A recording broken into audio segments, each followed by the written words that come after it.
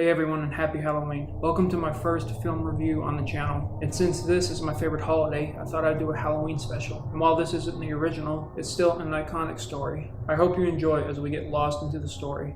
Even a man who is pure of heart and says his prayers by night may become a wolf when the wolfsbane blooms and the autumn moon is bright.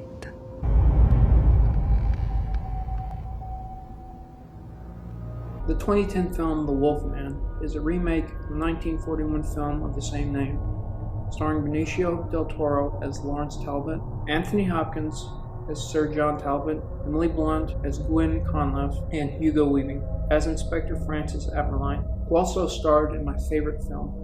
That's a story for another time. The Wolfman revolves around Lawrence Talbot, who learns of his brother's horrible death and is later attacked by the same creature that killed his brother, and over time undergoes mysterious and incredible changes and learns horrible and shocking discoveries. The Wolfman follows the tradition of the usual werewolf tale. Someone is bitten and cursed into becoming a brutal and nigh-unstoppable manifestation of animalistic destruction that leaves terror and horror in its wake. And it has the usual werewolf elements, the long, agonizing, horrifying transformation someone undergoes from human to beast. And once transformed, they become one of humanity's worst fears. The werewolf presents something truly powerful and awe-inspiring, and we see how this film presents the werewolf to the various people we meet throughout this film. When Lawrence is in the local tavern after seeing his brother's remains and gathering his belongings, he hears people there discuss and debate on what was responsible for his brother's death. And when the possibility of a werewolf being responsible for the killing, almost everyone there laughs at the idea.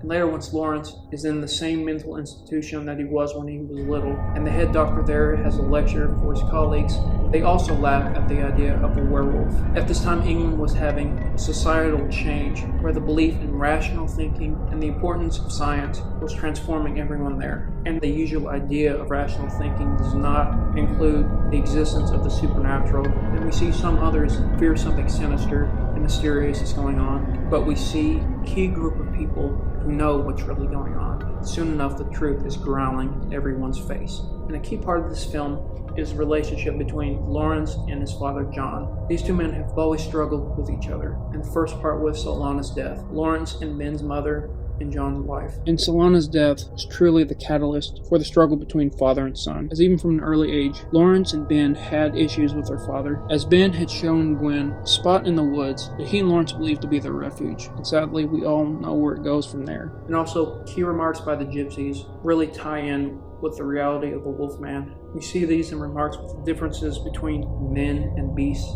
This ties in the Wolfman on more than one level, because the Wolfman isn't truly human and also isn't truly beast. And we see this once the Wolfman is transformed. He is still very much physically human and still has those defining bestial traits. But this goes deeper than more than just how the Wolfman looks. And whether or not it's a sin to kill the Wolfman or not is because people truly don't know where the man and the beast begin and end. And that fusion of man and beast makes other key characters and we the audience to truly wonder if it's truly awful to kill the Wolfman. Love also plays a role in this story. We see this mostly with Gwen and Lawrence. Over time their bond grows through their shared grief and hardships involving Ben's death, but also their connection as they come to know each other. And as Lawrence realizes the changes he's undergoing, he sends Gwen away to protect her. And once Gwen realizes what Lawrence has become, she seeks out the gypsies. And Maleva earlier in the film says only someone who loves him can release him. And when Gwen questions her about what she can do to help Lawrence, Maleva questions Gwen whether or not she loves Lawrence.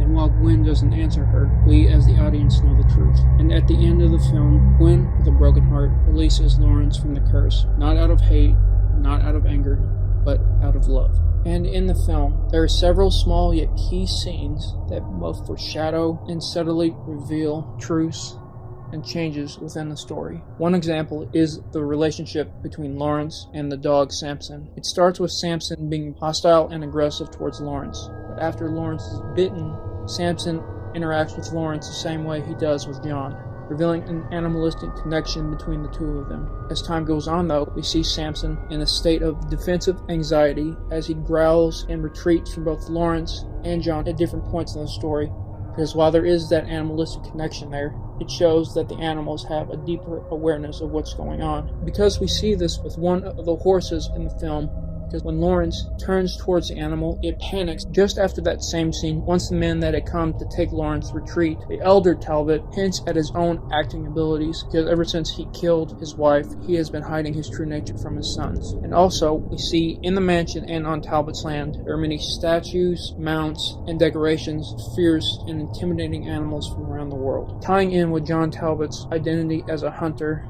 but also his bestial nature. But also, in so many ways, he has become what he once hunted. This movie reminds me of a legend a friend of mine told me so many moons ago. He said in one part of werewolf lore that once transformed, a werewolf would seek to kill their own loved ones. And we see this in the film several times, with Solana, Ben, and Singh. Their tragic deaths are clear and horrifying examples of this legend.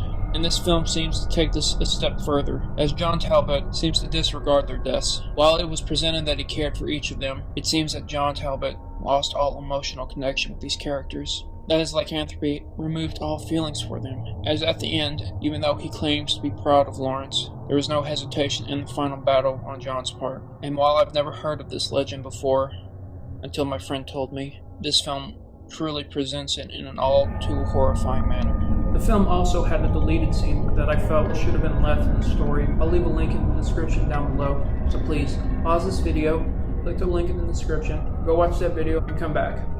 As you saw in the deleted scene, the Wolfman could have been presented in a whole new way. In this deleted scene, we see at the party the Wolfman isn't violent until someone disturbs him. Perhaps this implies that the Wolfman, and perhaps werewolves, are more than people give them credit for. As remarked before in the film on the differences between men and beasts throughout the story, it has been said by different characters, and even by John Talbot himself, that the killings were so malevolent in nature that only something human could have done them. And with that deleted scene, perhaps it means that the Wolfman, the beast within, isn't truly malevolent. The Wolfman approaches the blind singer, curious. He's listening and watching. He's not trying to kill her. And even later when she touches him, he doesn't react violently. And of course, this doesn't last, but it is still very unique. And as the matter with beasts, they don't use violence unless necessary.